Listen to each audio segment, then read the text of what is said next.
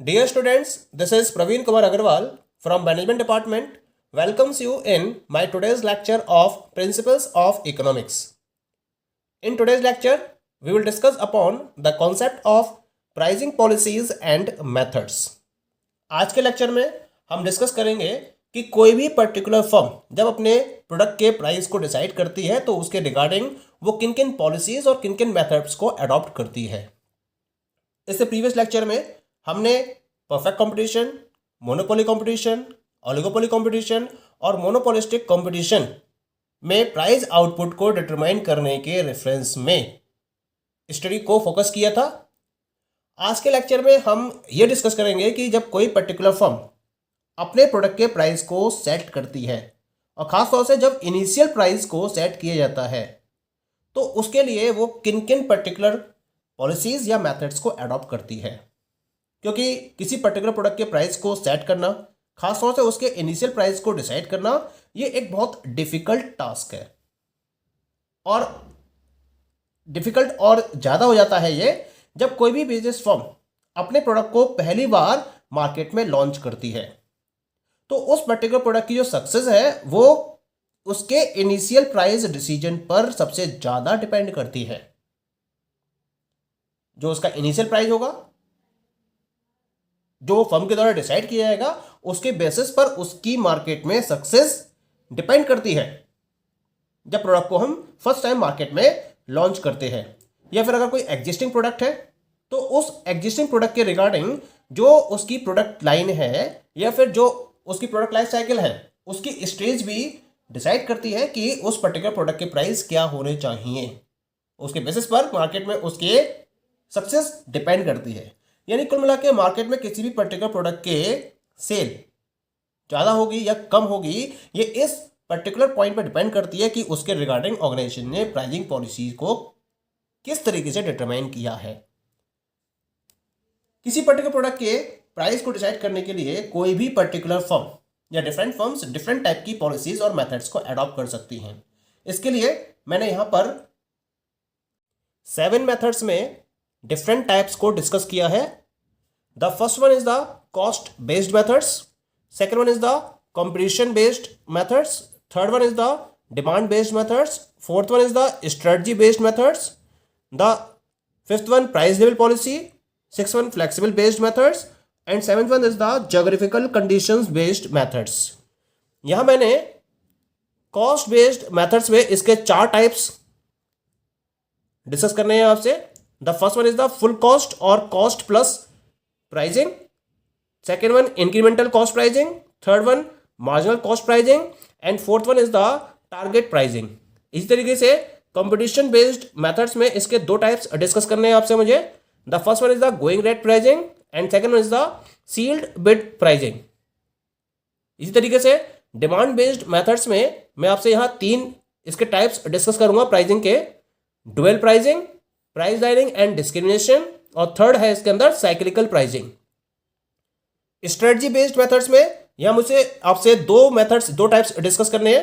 एक तो price penetration और दूसरा इसमें होता है that is known as the price skimming. Clear? इस तरीके से जब हम प्राइस लेवल पॉलिसी को फोकस करेंगे, उसके बारे में डिस्कस करेंगे, तो इसके लिए हम 2 टाइप्स डिस्कस करेंगे इसके। The first one is the market, इसके 3 टाइप्स डिस्कस करेंगे।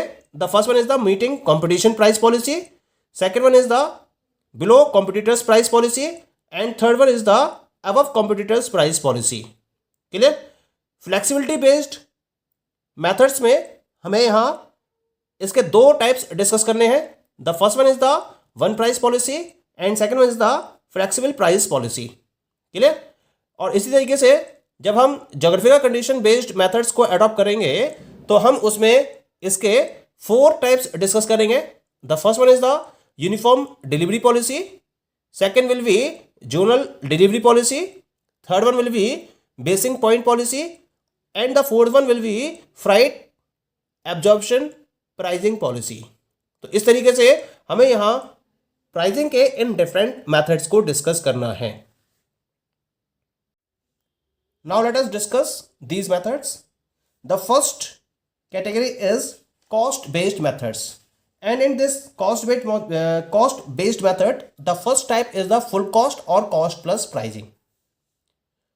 Under this method, some fair percentage markup or absolute quantum is added to the average total cost as profit in arriving at the price. यानी कि इस particular method में जब किसी particular product के price को decide किया जाता है तो उस पर्टिकुलर प्रोडक्ट की एवरेज टोटल कॉस्ट को सबसे पहले डिटरमाइन किया जाता है और इस एवरेज टोटल कॉस्ट में एक पर्टिकुलर परसेंटेज के बेसिस पर मार्कअप को या फिर एब्सोल्यूट क्वांटम को उसके अंदर ऐड कर दिया जाता है और उसके बेसिस पर प्रोडक्ट के प्राइस को डिसाइड कर लिया जाता है।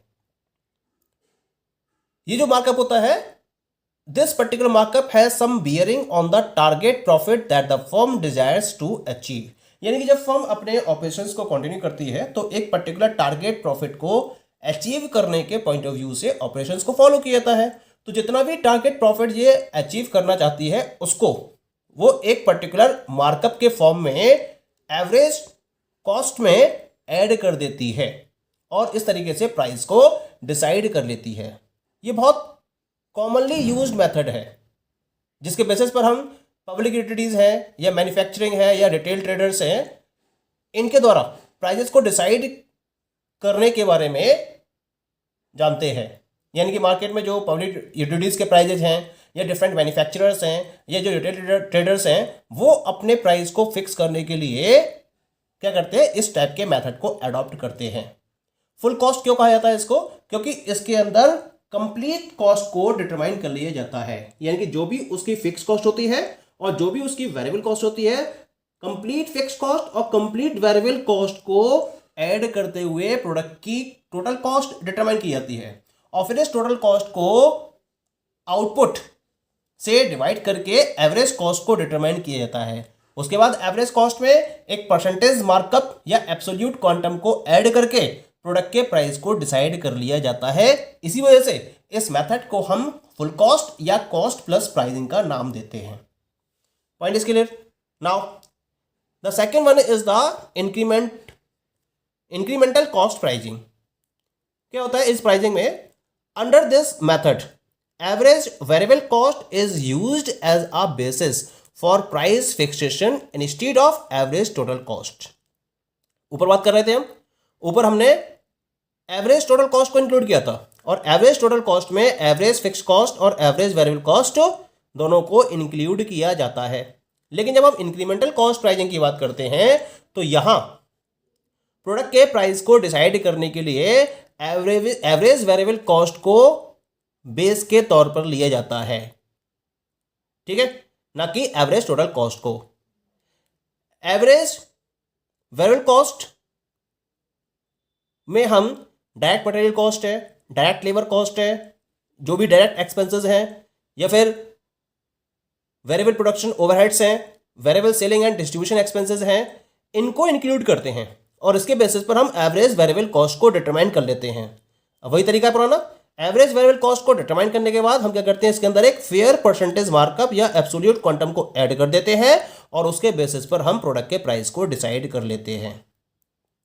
पॉइंट क्लियर हो गया? तो दोनों में डिफरेंस क्या है, फुल कॉस्ट में और इंक्रीमेंटल में? फुल कॉस्ट में हम कंप्लीट कॉस्ट को कंसीडर करते हैं जिसमें एवरेज फिक्स कॉस्ट और एवरेज वेरिएबल कॉस्ट दोनों इंक्लूड की जाती हैं। लेकिन इंक्रीमेंटल कॉस्ट प्राइसिंग में हम केवल और केवल एवरेज वेरिएबल कॉस्ट को एज अ बेस यूज करते हैं प्राइस फिक्स करने के पॉइंट ऑफ व्यू से, ठीक है। The third one is the marginal cost pricing. क्या होता है मार्जिनल कॉस्ट प्राइसिंग में? Under this method prices are determined on the basis of marginal cost.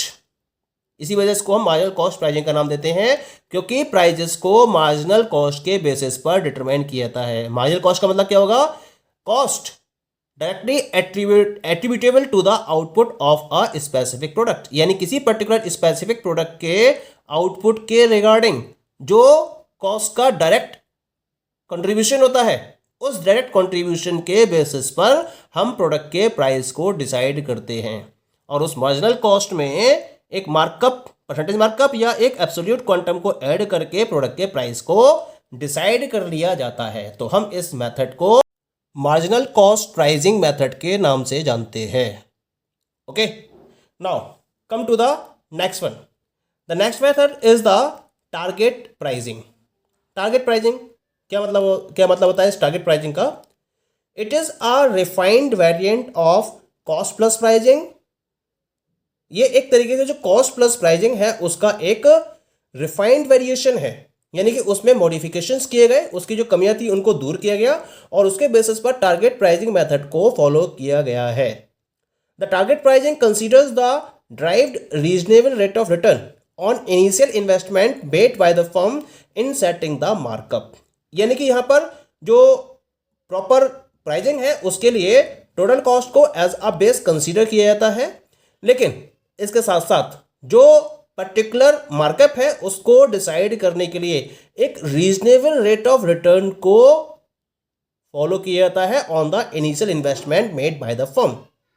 यानी कि जो फर्म इनिशियल बेसिस पर इन्वेस्टमेंट करती है उसके रिगार्डिंग एक रीजनेबल रेट ऑफ रिटर्न को ड्राइव किया जाता है और इस रीजनेबल रेट ऑफ रिटर्न को एज अ मार्कअप यूज किया जाता है प्रोडक्ट के प्राइस को डिसाइड करने के लिए। यानी कि फर्म अपने एवरेज कॉस्ट में इस पर्टिकुलर रेट ऑफ रिटर्न को एज अ मार्कअप ऐड करती है और उसके बेसिस पर प्रोडक्ट के प्राइस को डिसाइड करती है।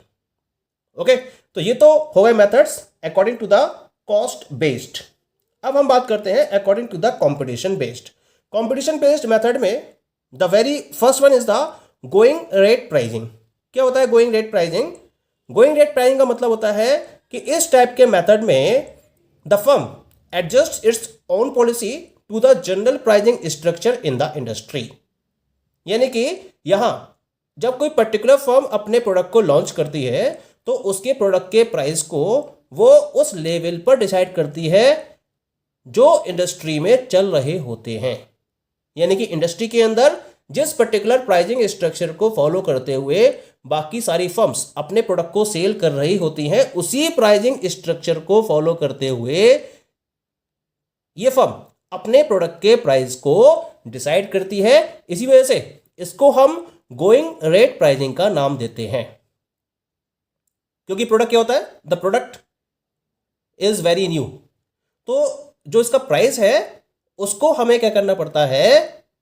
इंडस्ट्री के जनरल प्राइजिंग स्ट्रक्चर को ध्यान में रखते हुए डिसाइड करना पड़ता है। इससे क्या होता है? जो मार्केट का रिस्क है उस रिस्क को हम अवॉइड कर देते हैं, क्योंकि अगर उस जनरल स्ट्रक्चर के कंपटीशन में आप अपने प्रोडक्ट के प्राइस को डिसाइड करोगे तो कहीं ना कहीं आपको कंपटीशन फेस करना पड़ सकता है, और क्योंकि आपका प्रोडक्ट नया है तो उसके फेल होने के चांसेस बने रहते हैं। तो जब कोई नया प्रोडक्ट मार्केट में लॉन्च किया जाता है तो जनरली जो फर्म है वो क्या करती है? वो जनरल प्राइजिंग स्ट्रक्चर को फॉलो करते हुए अपने प्रोडक्ट के प्राइस को डिसाइड करती हैं। तो हम इस पॉलिसी को गोइंग रेट प्राइजिंग पॉलिसी का नाम देते हैं।